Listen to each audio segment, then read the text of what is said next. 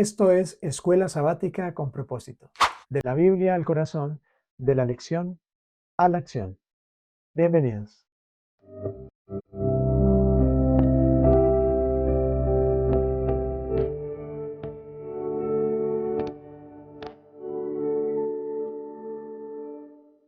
Esta semana estamos estudiando la lección número 7. La lección número 7 se titula Fundamentos de la Profecía. Y el versículo de memoria se encuentra en el libro de Isaías, el capítulo 6, el versículo 8. Después oí la voz del Señor que decía, ¿a quién enviaré? ¿Y quién irá por nosotros? Entonces respondí, heme aquí, envíame a mí.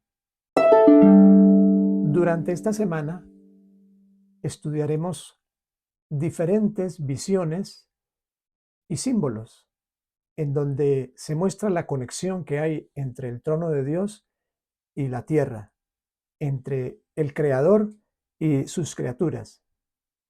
Y a través de símbolos que van desde el Génesis hasta el Apocalipsis, podemos encontrar ese anhelo y ese deseo permanente de Dios por morar con su pueblo, por estar con sus hijos y también por acercarlos a su trono.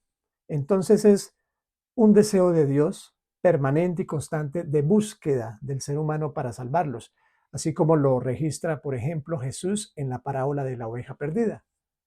El buen pastor que ve que se le pierde una oveja y va hasta el precipicio y busca y busca y busca hasta que encuentra la oveja y la trae. Ese es el trabajo de Dios, esa es la obra de Dios. Y ese trabajo y esa obra de Dios, Dios lo representa mediante símbolos como los querubines, mediante diferentes actividades que también se desarrollaban dentro del santuario y en las visiones que vamos a estar estudiando durante la semana. La lección conecta visiones con figuras y símbolos y también el trono de Dios como centro, tratando de explicarnos la manera en la que Dios quiere comunicarse con su pueblo. Dios quiere habitar entre nosotros.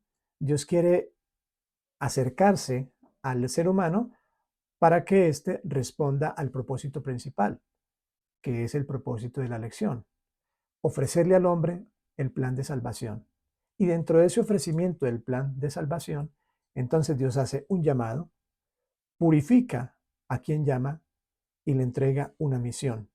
Todos hemos sido llamados y el propósito de la lección entonces de esta semana es responder al llamado como lo hizo Isaías al ver la visión del trono de Dios. Uno de los aspectos más importantes que destaca la lección de esta semana es la visión de Isaías. Cuando el rey Usías muere y el pueblo queda sin rey, sin su amado rey, dejado así como en la soledad y en la zozobra, Dios a través de esa visión lo que quiere decirle a Isaías es, yo soy el rey del universo. Isaías tiene la oportunidad de ver la magnificencia del trono de Dios. Y estando frente al monarca del universo, al ver el espectáculo de los serafines, de las alabanzas que se le dan a Dios, de todo lo que rodea al trono, una visión magnífica y maravillosa, entonces Isaías se siente indigno. Y al sentirse indigno dice, no, yo me voy a morir, yo no voy a sobrevivir después de esta visión. Se siente pecador, se ve pecador. Entonces, uno de los serafines toma unos carbones encendidos, se dirige hasta Isaías y toca sus labios y dice, no te preocupes, ya estás limpio, has sido purificado. Luego de esto, se escucha esa voz de Dios, en donde Dios dice, ¿a quién enviaré? ¿Quién irá por nosotros? ¿Quién va a llevar el mensaje de salvación a este pueblo? Entonces Isaías, ahora purificado, responde, aquí estoy, envíeme a mí. Y Isaías acepta el llamado. Esta es una de las primeras manifestaciones del trono de Dios. Y Isaías tuvo el privilegio de verla. Es un esfuerzo maravilloso el que Dios hace de comunicarse con nosotros. Y como lo vamos a ver en esta semana, utiliza diversos mecanismos. Para Isaías, ese fue el mecanismo y funcionó de manera perfecta. Pero la lección de esta semana también nos lleva al Edén, a ese momento cuando Adán y Eva desobedecen las instrucciones de Dios y obedecen las sugerencias del enemigo. Y por la entrada del pecado, Dios tiene que sacarlos del Edén. Dios los saca del Edén por una razón básica, y es que no vayan a comer del árbol de la vida, porque si comen del árbol de la vida, el pecado se perpetuaría, y Dios no podía permitir esto.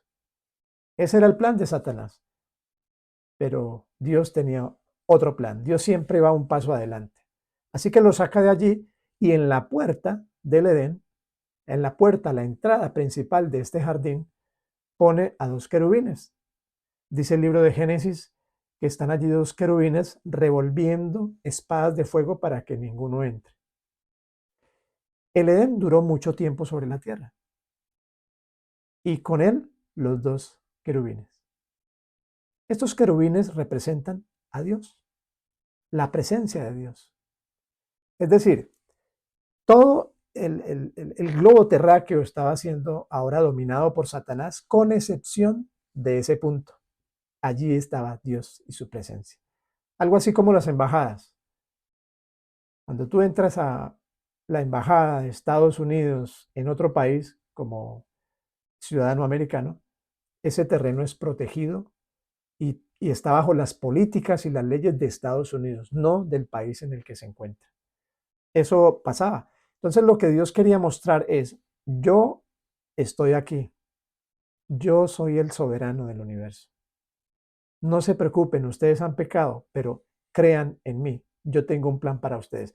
Así que cuando Adán y Eva contaron su historia de la caída y las consecuencias funestas del pecado a sus generaciones posteriores, ellos tuvieron que creerle la historia, porque allí estaban los querubines todos los días, cuidando 24 horas la entrada al árbol de la vida, hasta que antes del diluvio Dios se lleva el Edén y desaparece de la tierra. Entonces, notemos cómo en el caso de Isaías, Dios muestra el trono, pero en el caso de Adán y Eva, Dios no muestra el trono, pero envía sus representantes, sus dignatarios, que en su nombre tienen el poder y tienen la autoridad divina. Otro intento, otra acción concreta de Dios para acercarse al pueblo, para acercarse a su pueblo aquí en la tierra. Un siguiente aspecto muy interesante en la lección de esta semana es el que encontramos en el libro de Ezequiel. Dice el libro de Ezequiel en el capítulo 1, el versículo 3, perdón, en el 2, dice, en el quinto año de la deportación del rey Joaquín, a los 5 días del mes. Dios se le aparece a Isaías cuando muere el rey. Ahora, Dios se le aparece a Ezequiel cuando está deportado en Babilonia. ¿Y qué quiere decir Dios allí? Quiere decirle a Ezequiel y a su pueblo, no están solos. Aunque están siendo cautivos en una tierra extraña, yo estoy con ustedes. Y es muy interesante esta visión de Ezequiel porque también hace mención de querubines. Entonces, ya sea querubines tallados, como en el caso del arca del pacto, o querubines vivientes, como en el caso de la visión de Ezequiel, pues Dios hace presencia. Y este es el punto interesante de la lección. Que no importan las condiciones, Dios siempre está haciendo presencia a través de la historia del pueblo en sus diferentes episodios, en sus diferentes capítulos. Y en esta visión, en particular, hay 4 seres vivientes. Y estos 4 seres vivientes también están relacionados con los 4 seres vivientes de Apocalipsis capítulo 4. Y el número 4 aquí representa a la creación. Cuando notamos en este estudio de Ezequiel las 4 caras de estos seres y sus demás composiciones, que es una visión bastante extraña, cualquiera diría que eso es una cosa sacada de una película de terror, pues vemos sí, 4 seres vivientes, cada uno tiene una cara diferente, y también tienen ojos y tienen ruedas. Es una visión extrañísima. Pero lo que significa esta visión es que Dios está al control de su creación, del universo en general, y que en su omnisapiencia a través de los ojos y en su accionar, ir y venir, Dios toma decisiones, Dios toma acciones a través de las ruedas. Dios siempre busca lo mejor para sus hijos y para el desarrollo del plan de la salvación, porque Dios tiene un propósito claro: salvar al hombre, a pesar del hombre y a pesar de las cosas que ocurran alrededor del hombre o de su pueblo. Entonces, esta visión de Ezequiel es súper interesante. La podemos encontrar allí en Ezequiel capítulo 1 y también más adelante hay otra mención en Ezequiel en el capítulo 10. Como es bien sabido también por muchos de nosotros, durante el peregrinaje de Israel en el desierto, Dios estuvo con ellos. Aún antes de construirse el santuario, Dios iba adelante en el día con una columna de nube, ¿recuerdan? Y en la noche con una columna de fuego, que no solo protegía de animales salvajes y de situaciones difíciles, sino también les daba calor. En el desierto, en la noche las temperaturas son muy bajas.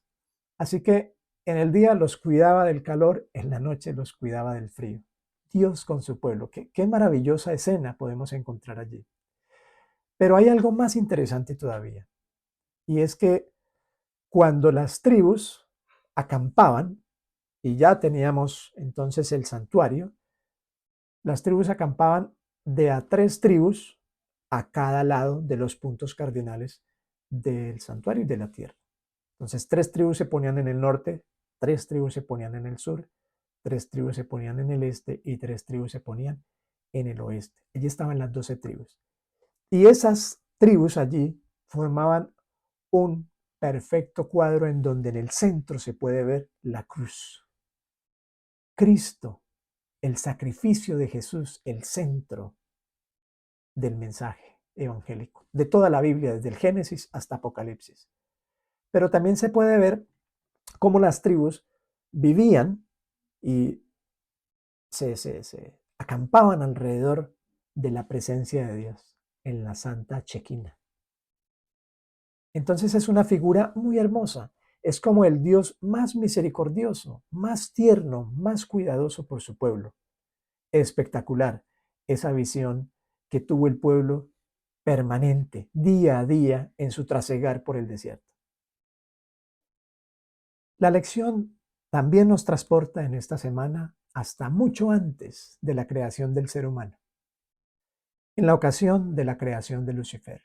Y entonces en Ezequiel, el capítulo 28, el versículo 14 dice: tú, querubín grande, fíjense, otra vez la figura querubín, protector, yo te puse en el santo monte de Dios, allí estuviste, en medio de las piedras de fuego te paseabas. Entonces la lección nos muestra a un ser magnífico, especial, viviendo prácticamente a la sombra del trono de Dios, en la presencia de Dios, con una función: proteger, cuidar la gloria de Dios, testificar de la gloria de Dios.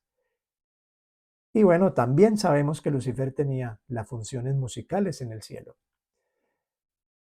Pero lo interesante de la narración de Apocalipsis y de esta semana es cómo Lucifer ataca el trono de Dios. Ataca a Dios como soberano y quiere ponerse en el lugar de Dios, porque él siente que él debe reinar. Ese es un tema muy interesante, porque hay que tener, pienso yo, de- demasiada astucia, sagacidad para pensar que un plan como este puede funcionar. Pero Satanás no se queda solo en el plan, sino que esparce su idea de un Dios duro, exigente, difícil, de un Dios no misericordioso, de un Dios que no permite la libertad de sus criaturas. Y muchos ángeles le creen. Y esto deja un vacío en el cielo, porque son expulsados del cielo. Pero luego entonces se nos muestra la escena en la lección de esta semana de Apocalipsis 14. Y en Apocalipsis 14 podemos encontrar nada más y nada menos que un cuadro espectacular. Dice Apocalipsis, el capítulo 14, y he aquí el Cordero estaba en pie sobre el monte Sión, versículo 1, y con él 144,000 que tenían el nombre de él y de su padre escrito en su frente. Entonces ahora, Apocalipsis nos muestra una escena del trono de Dios, pero esta vez ya no está Lucifer. Lucifer para este entonces ya ha sido vencido y destruido. Ya su propuesta de gobierno ha sido desvirtuada, desmantelada por Dios, y ahora se encuentran rodeando el trono de Dios 144,000, que son un número simbólico que representan a todos aquellos que tenían el nombre del Padre y el nombre del Hijo en sus frentes, es decir, que aceptaron ese maravilloso plan de salvación que Dios siempre ha querido transmitir al ser humano. Es muy interesante este cuadro porque Dios, como si se propusiera llenar las vacantes del cielo con todos los redimidos. Qué espectacular el ambiente que se muestra allí, un ambiente de alabanza, un ambiente de gozo, un ambiente de triunfo y un ambiente de gloria, tal como lo vio en su momento Isaías, tal como lo vio en su momento Ezequiel, tal como lo vio el mismo Daniel y ahora tal como lo ve Juan. Es un cuadro de victoria, porque lo que nos muestra la lección de esta semana es que Dios rige, es el soberano del universo y lo será por siempre. Es decir, que no habrá ninguna fuerza capaz de destruir ni derrocar su gobierno. ¿Saben por qué? Porque el gobierno de Dios se fundamenta en el amor, y el amor es la fuerza más poderosa. Así que hemos tenido una lección muy interesante a través de tantas figuras y de tantos símbolos, pero en particular de los serafines y de los querubines, cómo nos muestra Dios estos seres allí sublimes en el cielo y que nos van guiando. Es Dios haciendo presencia a través de ellos o con ellos o mostrando un mensaje a través de sus mensajeros. Dentro de alguna de las herramientas didácticas que puedo sugerir para que podamos entender y grabar mejor la lección de esta semana, ustedes saben que a través de lo visual y lo auditivo también, pero más lo visual, aprendemos más rápido y grabamos mucho más tiempo las lecciones de la semana. Podría sugerirles cuatro en esta ocasión. La primera, podemos hacer un diagrama del campamento israelita. Entonces, podemos poner el santuario en el centro y el campamento, tal como lo refleja la lección de esta semana, 3 tribus acá, bueno, un grupo acampando acá, un grupo acampando en cada uno de los puntos cardinales. Resaltaremos entonces con un marcador rojo la cruz que se forma allí, mostrando el centro de todo el plan de la salvación, el sacrificio redentor de Cristo Jesús. Pero también pondremos una llama amarillita en el punto central de la cruz, en donde estaba la chequina. Y esto les mostrará a nuestros estudiantes y a las personas o a nosotros mismos cuando estudiemos la lección cómo la presencia de Dios quiere estar entre su pueblo. Un segundo recurso que podemos utilizar es si tenemos a la mano figuras de ángeles que parezcan querubines, podemos llevarlas a la clase. Si no, podemos también imprimir algunas, recortarlas, pegarlas en un cartón de manera que queden un poco más firmes y mostrar cómo estos querubines estuvieron desde el Génesis en ocasión de la caída de Adán y Eva, cuidando allí con sus espadas, pero que también las vio Isaías, también las vio Ezequiel, también están allí reflejadas de alguna manera en Apocalipsis. Y eso nos va a dar una idea de la sensación de la presencia de Dios, de la reverencia, del poder y la majestad divinos.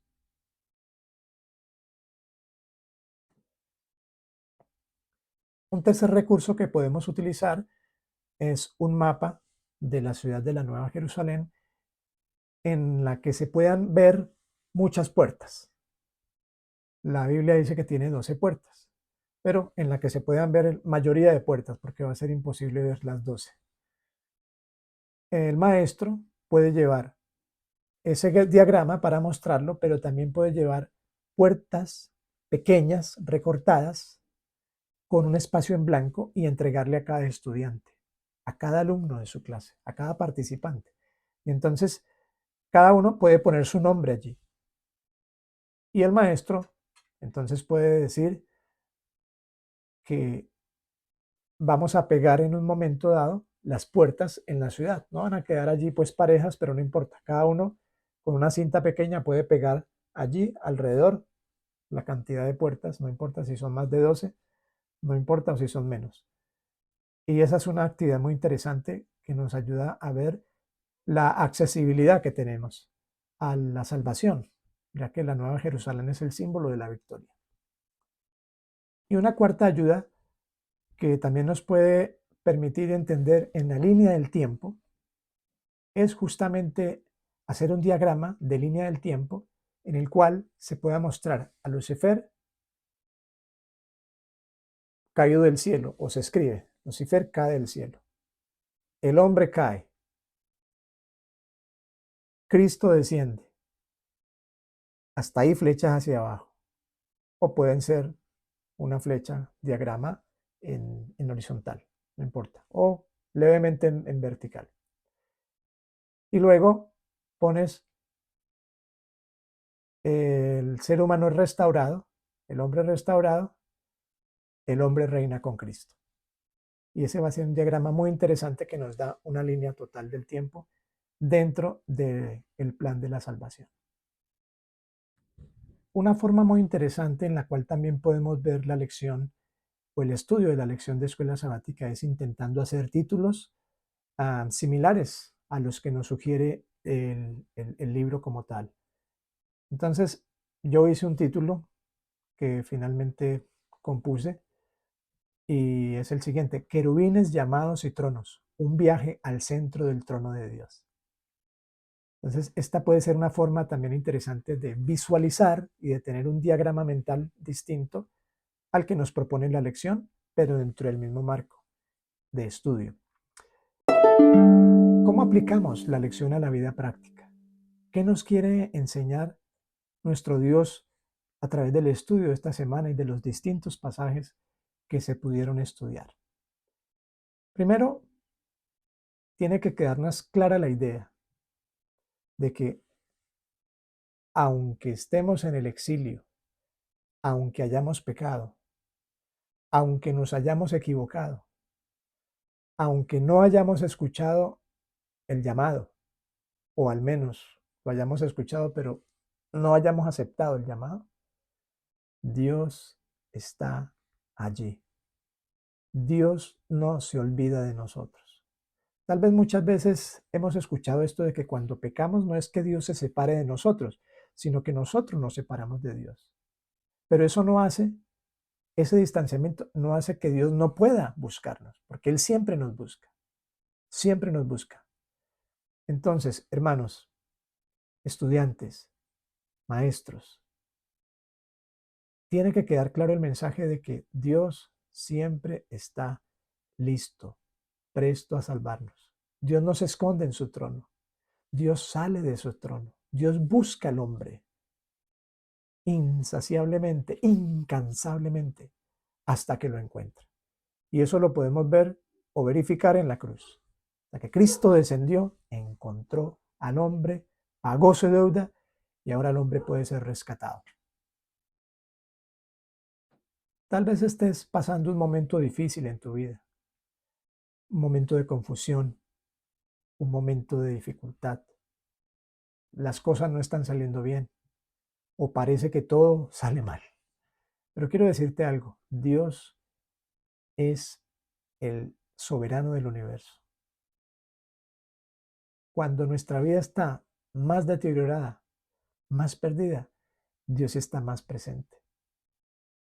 El relato del hijo pródigo nos recuerda a ese padre amante que, aunque sabe que el hijo se gastó el dinero, lo derrochó, él quiere que el hijo vuelva y todos los días sale a esperar. Ese es Dios.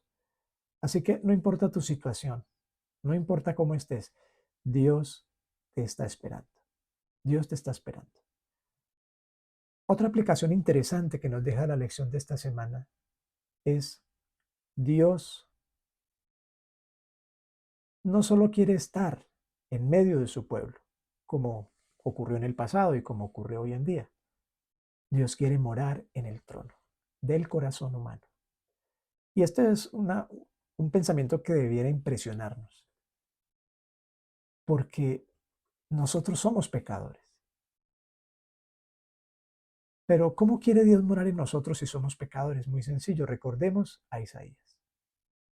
Dios nos muestra que Él es un Dios santo, poderoso y sublime. Y un soberano con esas características no puede morar en cualquier sitio. Por lo tanto, primero debemos reconocernos pecadores.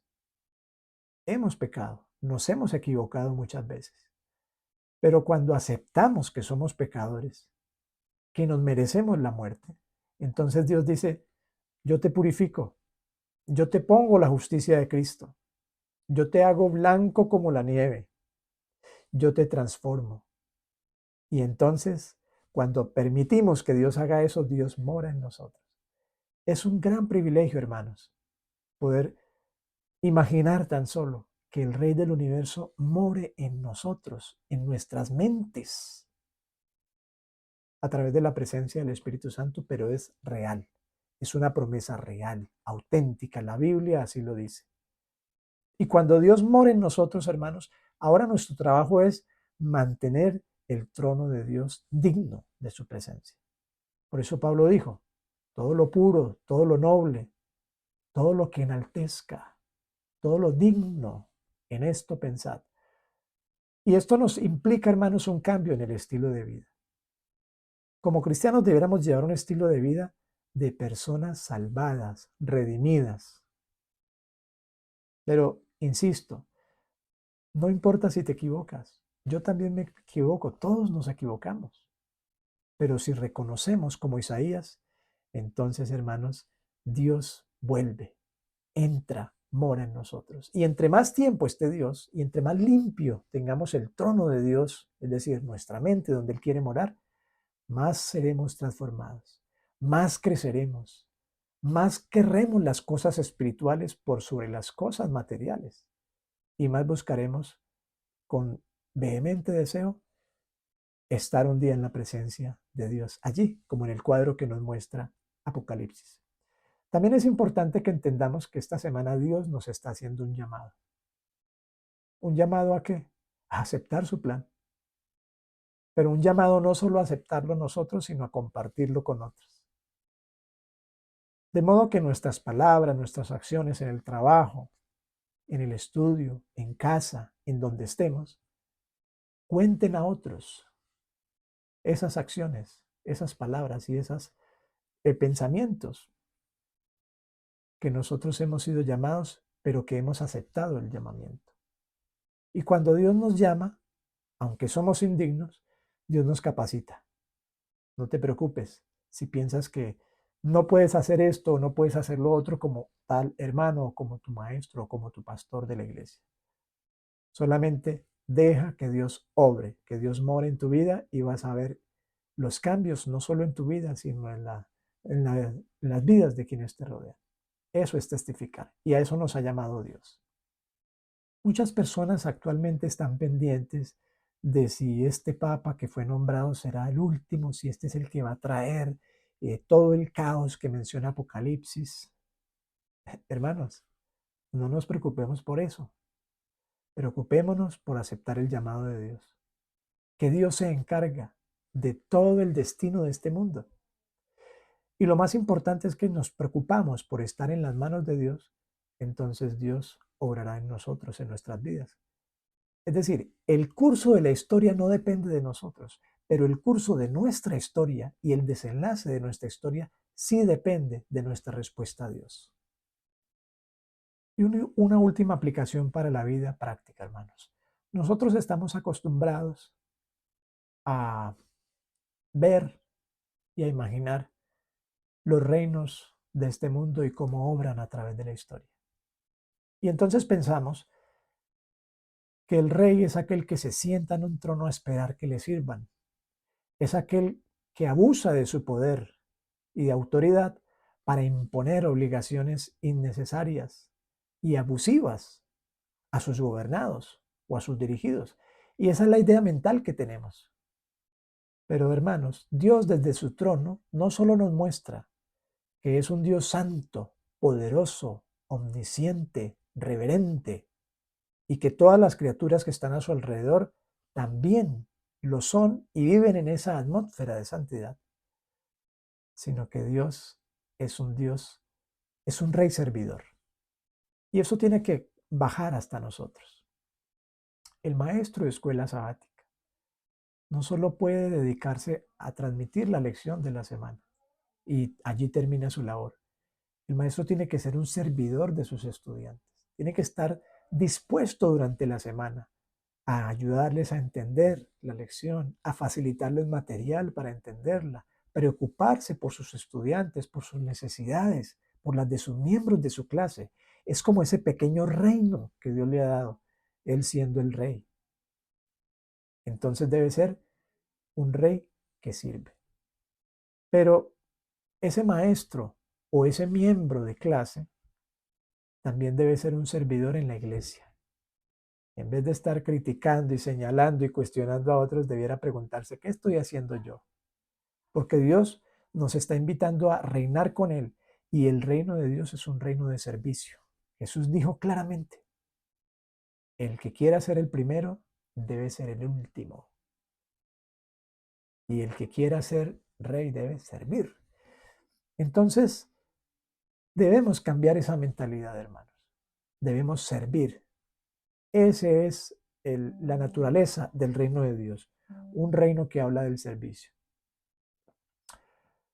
Ahora, Dios hizo al hombre en particular, hablo ya para los jefes de hogar, como la cabeza del hogar, o sea, el rey del hogar. Pero no hemos entendido porque pensamos que el rey del hogar es el que llega del trabajo, cansado del trabajo y se sienta a ver televisión, aunque su esposa sigue allá ocupada después de todo el día de labores. O quizá la esposa también trabaja, pero la esposa es la que tiene que atender las cosas del reino. Y no, la esposa es la ayuda idónea. Pero el rey es el que más debe trabajar, es el que más debe servir. Por eso Dios hizo al hombre fuerte, físicamente y mentalmente. Por lo tanto, hermanos, significa que en casa, cuando tú llegues del trabajo, en vez de sentarte a ver la televisión y a esperar que te atiendan, tu deber debiera ser servir, ayudar. ¿Qué falta por hacer? ¿En qué puedo ayudar? ¿En qué puedo contribuir? Y esto cambiaría totalmente. Ahora, es muy probable que tu esposa esté cansada o no pudo con las tareas del día. Tú debes ser el que se encargue porque eres la cabeza. Esa es la naturaleza del reino de Cristo. Entonces, ahora todo cambia. Y ahora el estilo de vida de los que queremos reinar con Cristo es distinto al estilo que propone el mundo, al estilo que propone el enemigo del mundo. Por lo tanto, hermanos, cambiemos esa mentalidad y sirvamos en donde estemos, en el trabajo, servicio humilde, en casa, servidores humildes. Si eres un hijo, lo mismo. No esperar a que tu mamá o tu papá te den y te sirvan y te hagan y te laven la ropa. No, tú tienes que en la medida en que vas creciendo, aportar en el reino. Aportar, porque entre más aportes, más autoridad tienes. Y el buen rey, en ese caso el padre, sabe dirigir a quienes gobierna. Debe hacerlo con amor, con tacto, pero también debe comprometerse en el servicio. No olvidemos, hermanos, que la lección de esta semana también nos enseña que Lucifer cayó, pero antes de que Lucifer cayese, Dios le dio muchas oportunidades, pero él no las quiso aprovechar. y finalmente fue expulsado de la presencia de Dios. Pero luego vino el ser humano, que cayó, y Dios también a cada ser humano le da oportunidades. Esto significa, hermanos, que no todos tenemos las mismas oportunidades ni los mismos tiempos dentro del cronograma de Dios.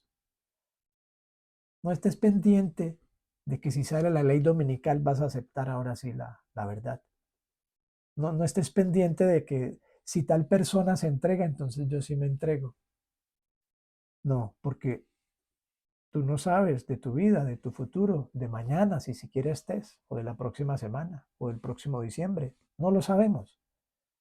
Por eso, como dice la palabra de Dios, hermanos, si hoy escuchas su voz, no endurezcas el corazón. Dios te está llamando. Dios quiere que tú participes de su plan de salvación. Dios quiere verte en el reino con Él. Así que acepta el llamado del Señor.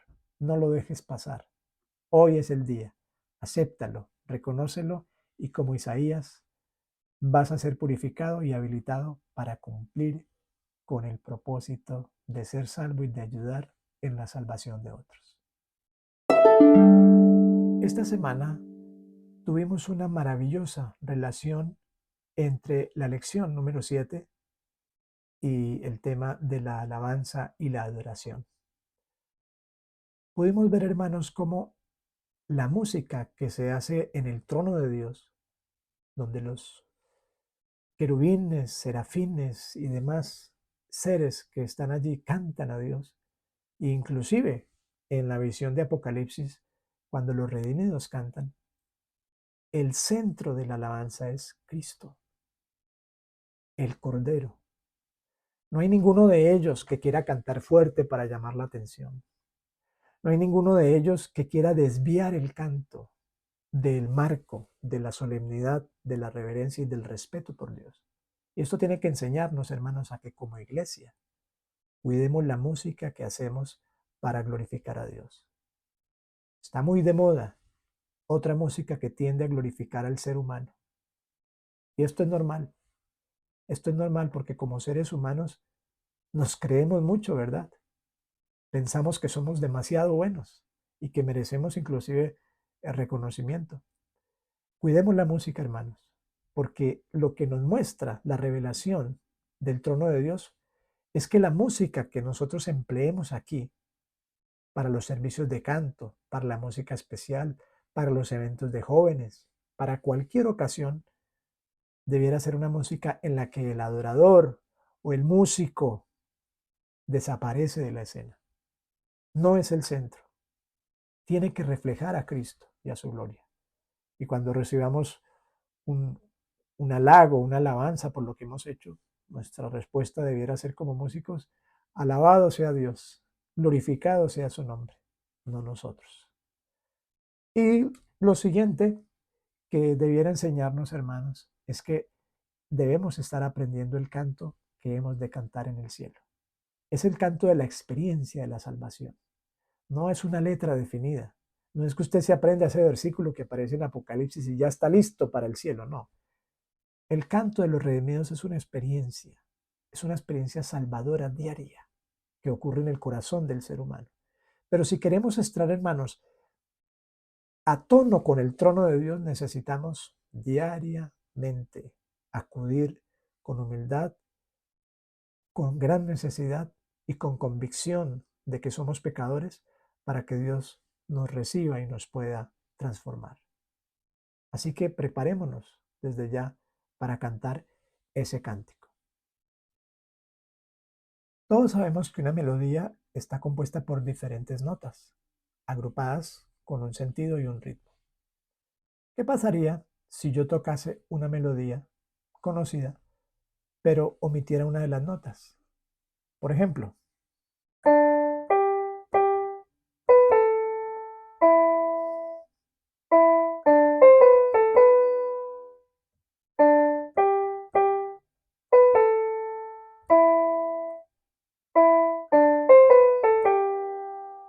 no estaría completa, ¿verdad? Le falta una nota. Omití intencionalmente fa sostenido en esta nota, en esta canción, en este himno. Ahora quiero tocar la misma melodía con todas las notas.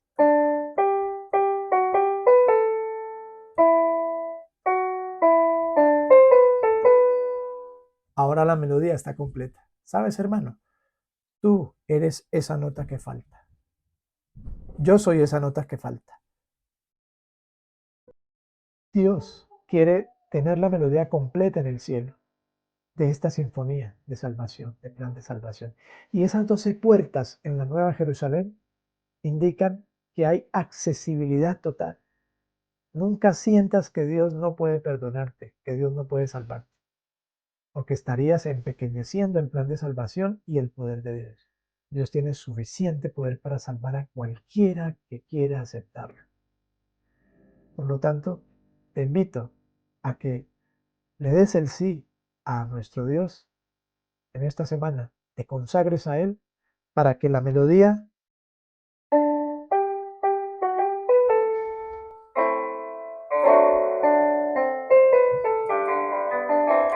suene completa para su honra y su gloria. Espero que Dios te bendiga y te conceda una semana de muchos éxitos y de muchas victorias en el nombre de Cristo Jesús.